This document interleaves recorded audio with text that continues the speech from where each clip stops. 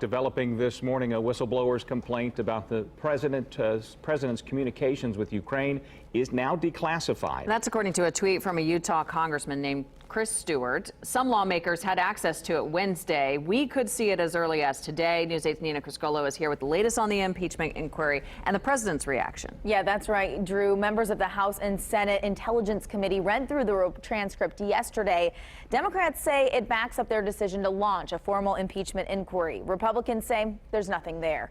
Part of the complaint includes allegations that the president prodded the president of Ukraine to investigate political rival Joe Biden.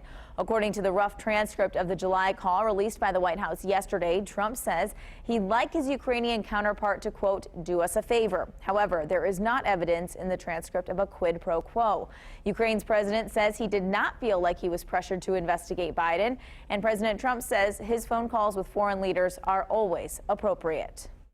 I fully support transparency on the so-called whistleblower information, even though it was supposedly secondhand information, which is sort of interesting. And other things have come out about the whistleblower that are also maybe even more interesting.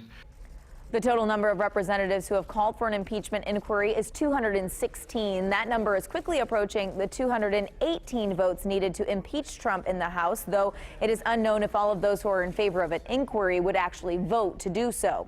Acting Director of National Intelligence Joseph Maguire is scheduled to speak to lawmakers about the report later today. The whistleblower is tentatively agreed to meet with lawmakers, but it's unclear when that could happen. The whistleblower's complaint could be released as soon as this morning. We will be watching very closely for that, and we'll keep you updated here on Wish TV and WishTV.com. Oh, absolutely, Nina. And we did get reaction